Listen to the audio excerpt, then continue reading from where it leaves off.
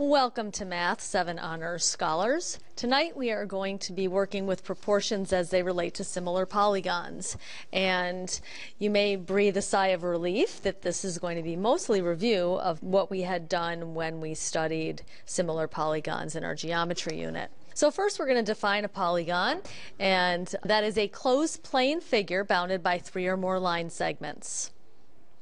Similar polygons are polygons that have the same shape but not necessarily the same size, and the symbol is the tilde sign.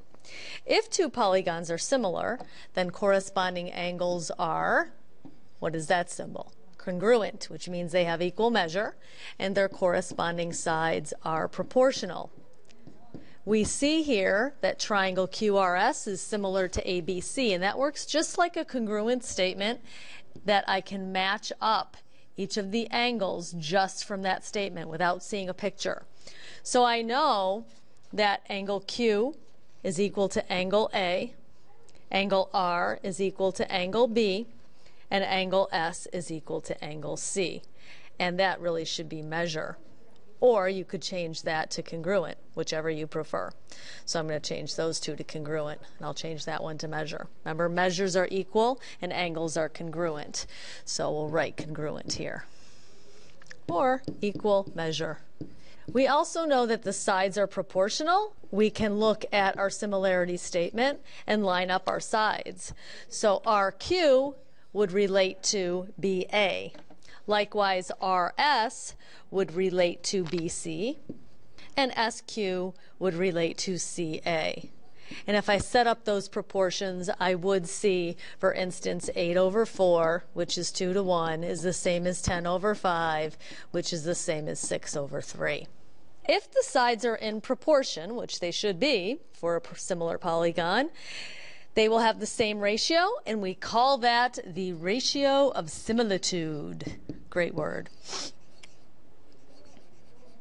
They can be used to find missing lengths of sides when the polygons are similar by setting up a proportion. So if we're told these are similar, Kn is 8, Wz is 6, Mn is n, and this is 15. So we would cross multiply and solve. You may be asked to use a proportion to solve a problem. If you are asked to use a proportion to solve a problem, you must show this process. You cannot use mental math.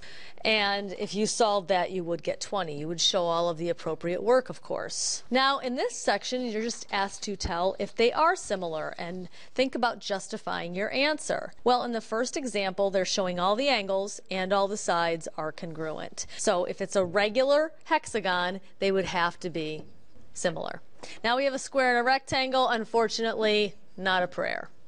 And squares, all squares are similar. Find x in each pair of similar polygons. Write the proportion first. So here they are telling you they want you to use a proportion to solve it, not mental math. So you must have that ratio equal to another ratio. I'm going to have you pause here and come back and give me your answers. I will caution you on number 3. Those are 2 triangles. You need to separate them out. Have fun. Come back in a moment. In the first one, I'm going to set up the small over the large. So my proportion would look like 6 is to 10 as 15 is to x. And I would cross multiply. 6x equals 150 and x equals 25 units, whatever they have to be. In the second one, I would do, let's say I'm going to do small over large here too. And it's important to be consistent within your picture. So you might want to let yourself know what you're doing. 6 is to 9 as x is to 12. And in that case, I'm going to get 9x equals 72 and x equals 8 units. Oops, that's an 8 units. Now the third one, remember I said to caution you because this big triangle here actually has a side length of 21, and it's looks like a right triangle, so we'll call it the hypotenuse is x. Then the small triangle is 14 with a hypotenuse of 24. I was going to say that's impossible. So we do the small over the large. I'm going to be consistent just for myself, and I would have 14 is to 21. As 24 is to x. And I get x equals 36 there. units, whatever they are. We can also use proportions to solve word problems, and we've done a lot of shadow problems before with trig, and that we can also use proportions in similar triangles to do that. So if you read the question, what they're looking at is the estimation of the actual height in meters of this tower. So I want to know this. I know that it has a shadow of 55 meters. And I measured a nearby flagpole that had a shadow of 10 meters, and it, in fact, was 50 meters high. So I can set up a proportion, and I'm going to do tower over flagpole.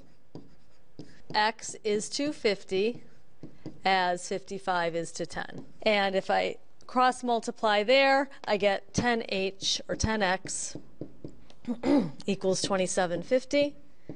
And x equals 275 meters high.